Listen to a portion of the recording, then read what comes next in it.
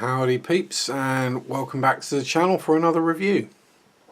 And today we'll be looking at Tamiya's new release, well I say new release, this year's release anyway, of the Messerschmitt bf109 G6 48 scale 2017 kit number, oh, can I find it?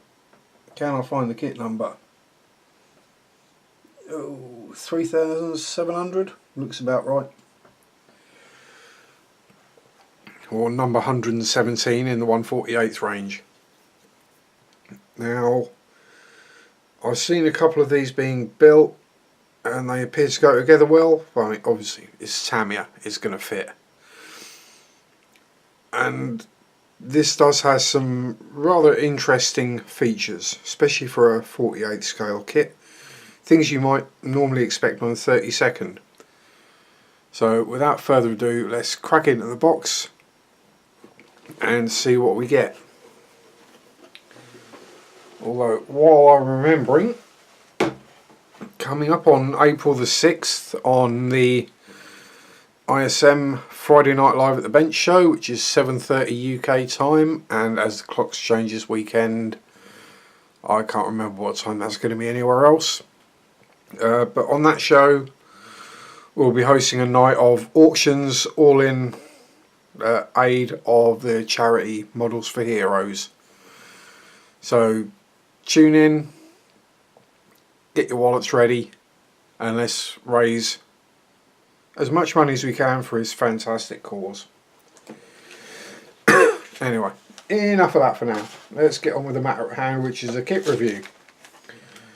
So, first thing we notice on opening the box, Tamiya staples in the bags. Good.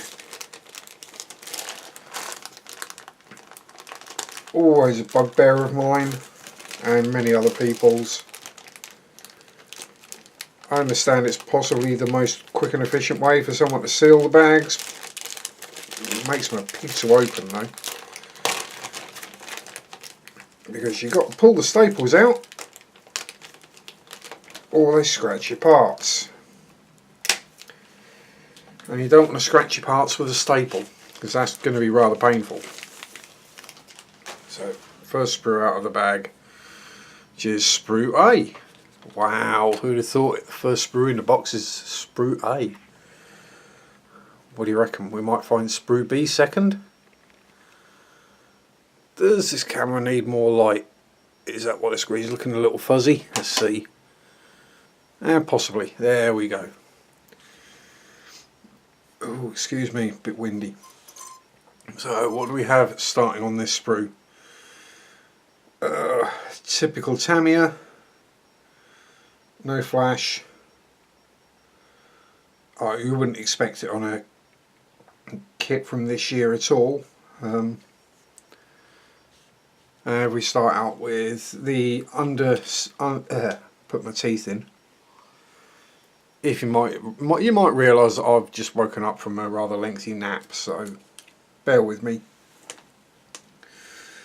I lay down at 4 o'clock and then I woke up at about 7:30. Anyway, so we have the usual kind of Tamiya panel lines, fine, crisp, nice rivet detail, not overly done. There's not thousands of rivets on there. Definitely enough to give a good impression. Then, as you can see, fairly complex moulding in around the wheel bays and the rads. I assume that's the rads. Might not be. Might be something else. Never know. And moving back up to the top of the screen, we have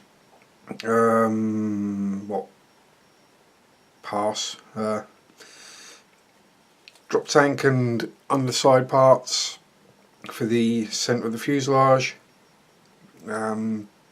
The drop tank is mounted with not O-rings, what I call them, polycaps on this, so you can switch the the drop tank in and out.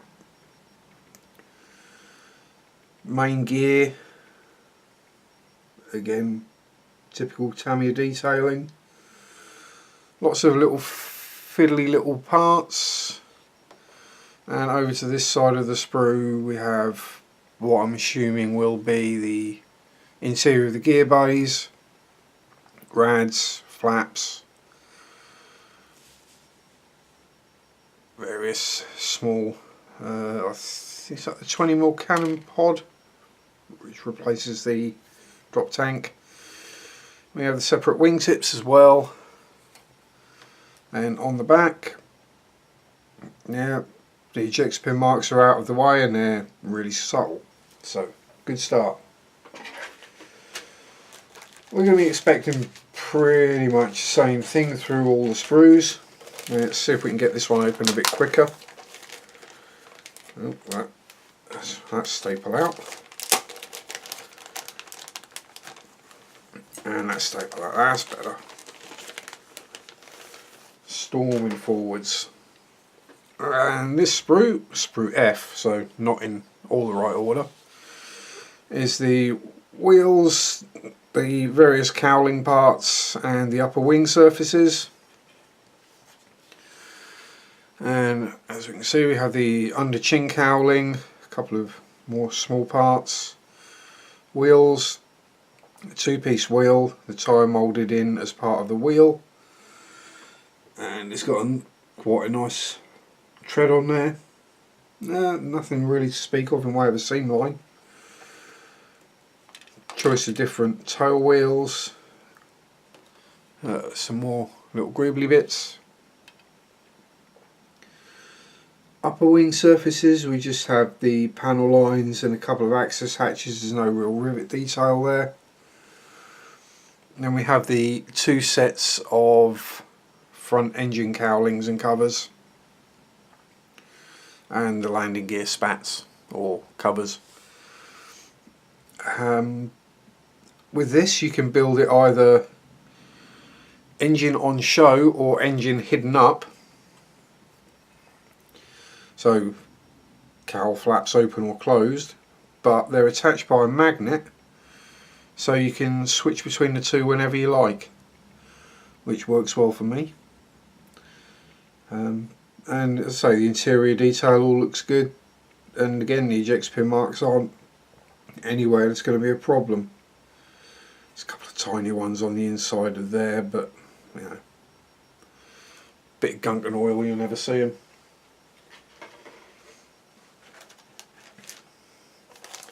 So it's going to work out well with the open and closed options, because you'll be able to build it all up and spray it with the closed cowlings on,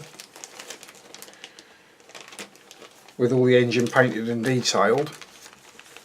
Then you'll be able to paint the open cowlings separately and then pop it on. So sprue D next, which looks to be mainly the engine and the mounting parts for it, and it does look to be certainly for a 48 scale a rather nice little lump. We have another part of the underneath of the chin, exhaust, engine mounts, manifolds, the main centerpiece that it all sits on. This is putting it in shots, you can see. And sprue E is attached to sprue D, and it's got little guns and a few other little greebly bits, and the air filters, turbo, etc. And the back of the sprue, it's Tamiya. We get what we expect.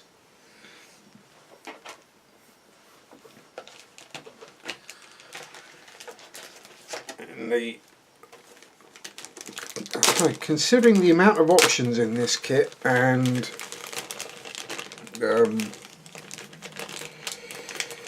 the amount of options and the size and the parts, there's not a lot of sprues to it. I had so I would have expected more, but knowing Tamiya, they've done some clever engineering-y thingy and made things easier for us, as you can see with the fuselage halves. Both fuselage halves, panel lines, Bit of rivet detail, again nothing over the top, but I'm not sure how many rivets there would have been on a real bf109. More air filters, the cockpit interior parts. We got, if I put them in shot might help, so cockpit tub, either another chin scoop or I'm getting something completely confused and wrong there, unless there's different variants. Some of the cockpit interior details, prop and spinner, prop hub stuck right on the end, various other interior parts. Again, it's Tamiya moulding detail, and for a change I'll turn him the right way around. We do have a pilot, and he actually looks quite nice. It's nice to see that Tamiya have gotten away from the size 37 feet and the giant man hands on a small child look. The head, you know, well enough detail. There's nothing what I'd call spectacularly detailed, but it's decent paint job. It'll look good. Instrument panel is a bit bland, but well, they probably were in these. There probably wasn't a huge amount on them. Up, down, left, right, that kind of thing. Tail planes, all looking rather nice, one piece as well, so that should save any nasty gaps. And yeah, as we can see with the left port fuselage half, we've got the main fuselage half coming along, and we have this proboscis sticking out the front. That's what all the engine and everything sits on when you build it up and put it together, so hopefully good engineering and it'll all fit well. Excuse me. Next we come to the clear parts, which I'll pop out of the bag, but obviously being very careful with the staples on these, because it's annoying enough if you get a scratch in a piece of grey plastic from a staple, but if you get it in your clear, you're screwed. Now what do we have? Well, to be honest, they look fantastic. There is, well, there aren't really any curved glass panels on this, so there isn't going to be hardly any lensing at all anyway, but yeah, perfect clarity.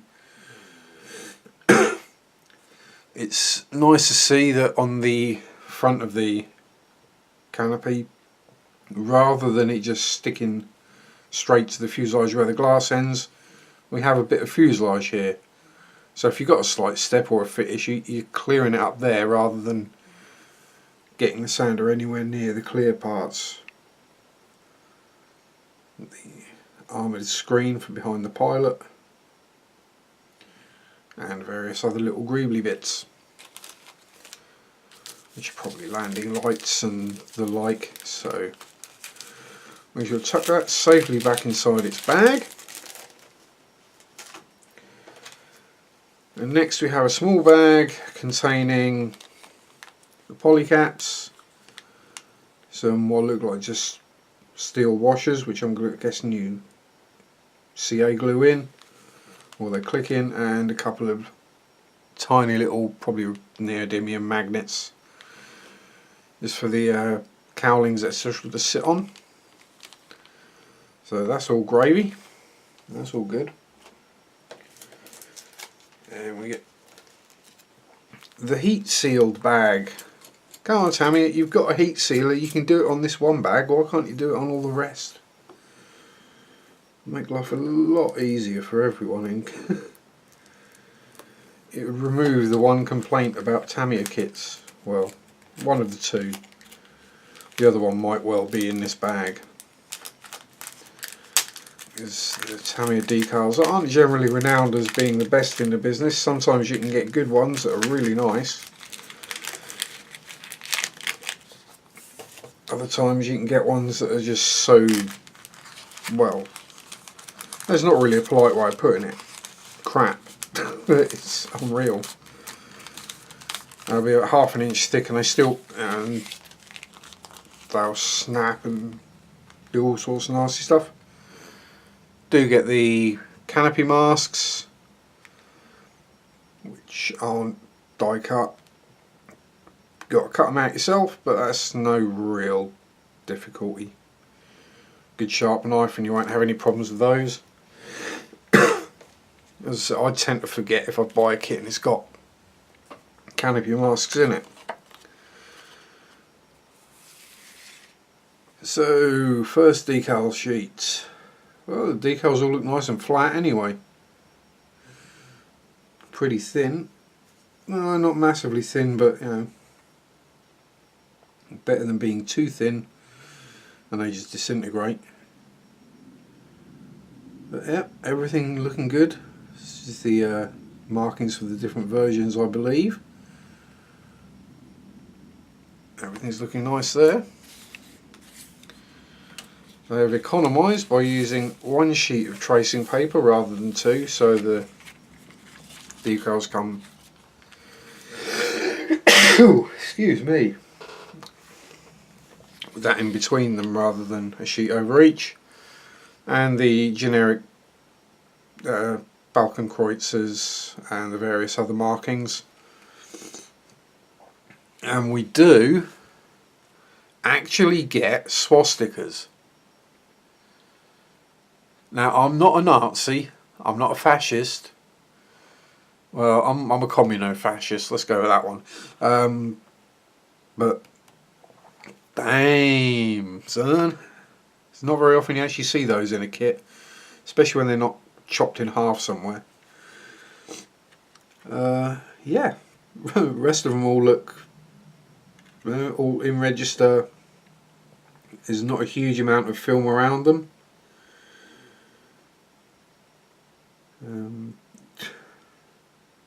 I always got this thing where the way I'm looking at them, catch the angle right and they look like they're already silvered.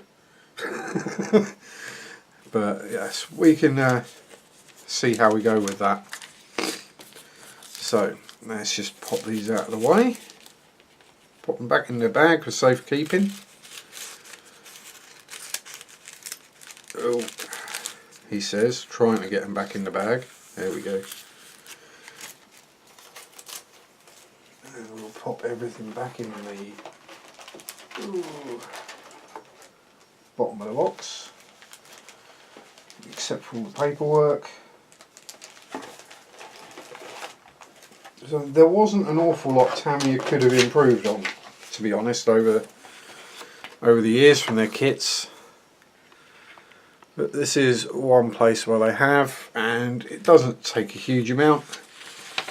You just get the little background sheets, which just provide you that bit more bump about the vehicle in question.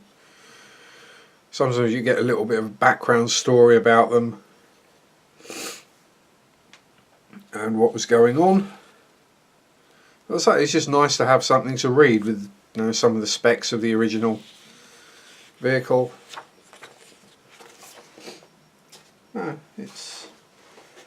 It's a nice thing to have. And then, rather than those horrible little black and white pictures, we get a big, is that A3? It might be A3, if not, yeah it is, because that's 2 sheets of A4 card. Full colour. Whether the colours are actually accurate to the real shades is another matter, but no, it's a German World War II plane, we know which colours we're going to use. Great, fantastic for the box top marking. I'm not sure, someone will correct me if I'm wrong, is that Adolf Gallen's plane? Or Adolf Galland, or however it's pronounced. I might be wrong. And then we have 2 more marking options, both from 43. one from Crete and one from somewhere in Russia that I can't pronounce. But again, nice to have the various options in there, although the general overall paint scheme is the same. It's just some are in white bits, some have got yellow bits. Yeah. But again, always good to have.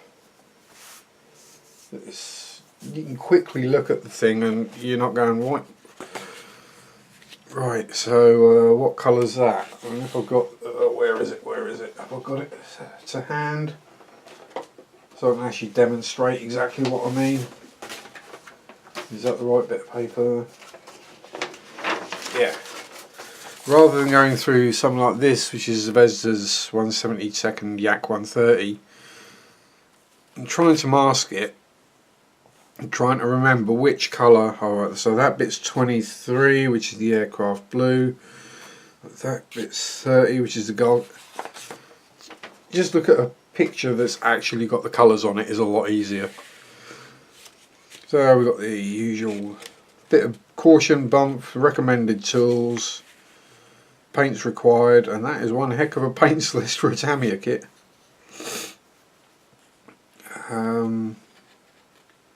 How many of these I actually use that will be Tamiya colours will be another matter. And usual little bit on tech tips, different types of paints, cutting off parts, how to use your masks and decals, 3 different marking options, A, B and C. And straight into the assembly, the usual fuselage, internal details, what parts to paint, which bits to chop off or fill in for whichever different versions you're making. There's quite a bit of filling to do. And same on the other side of the fuselage. And the fuselage going together, as you can see with the big proboscis sticking out the front.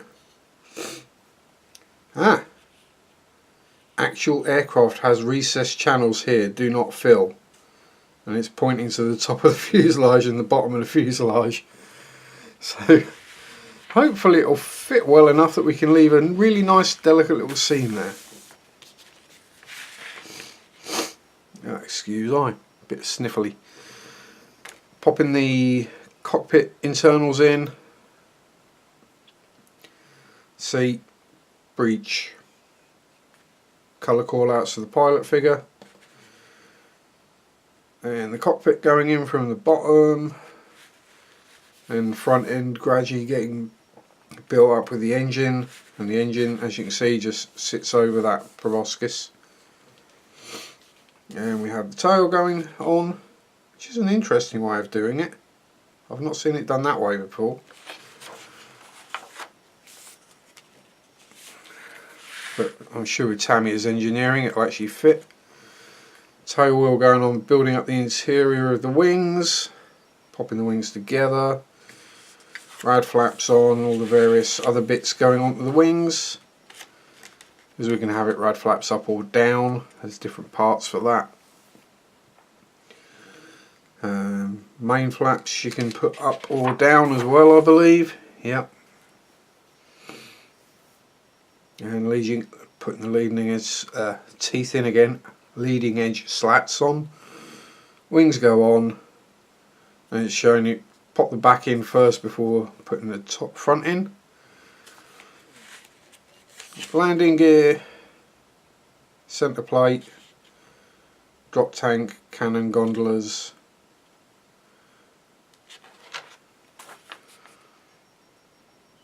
And then, I want to do the A call out because it's the prettiest call out. There's something about having 20mm cannons under the wings. Oh, that's going to be, yeah. Then masking up and paint the canopy.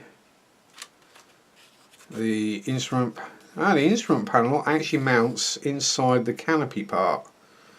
So when you put the front of the canopy on, it's this part of the fuselage and the IP. That's an interesting way of doing it, at least. open or closed canopies, touching the upper fuselage parts, putting the prop together, and showing us the two different versions with the open engine cowlings. So we go through this section for the open. Does it say which steps to follow?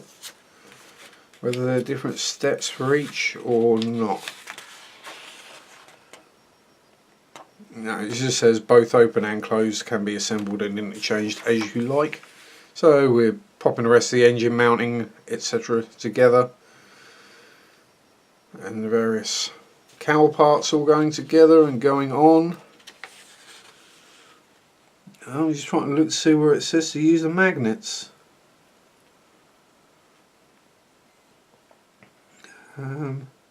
Yeah. It's not obvious.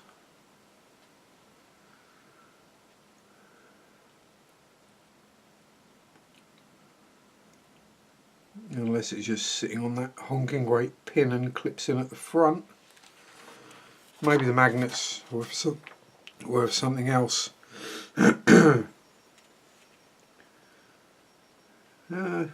Yeah, the magnets for the closed versions. So I have the washers, and then the magnets are mounted on the engines, etc. Yeah, fair enough, makes sense. Stencil call out, which is going to be the same pretty much for all three birds. And it's not a huge amount, being a World War II girly.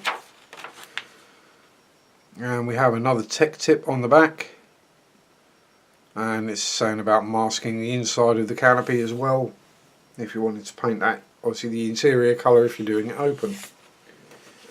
So that's quite a lot in that for a 148 World War II fighter. I said one because I was thinking one engine, then not, no, single engine, not one engine. Oh, it's all going pear shaped. But yeah, it certainly looks to be an interesting proposition and a fun build. So I've no doubt this will be nearer the top of the pile of things to build from the stash rather than the bottom. So if you were thinking about this kit, I'm thinking I'm going to give it a good thumbs up and a recommendation. Obviously I've not built it, but it's Tamiya and it's modern Tamiya, so it's, let's be honest, it's going to fit.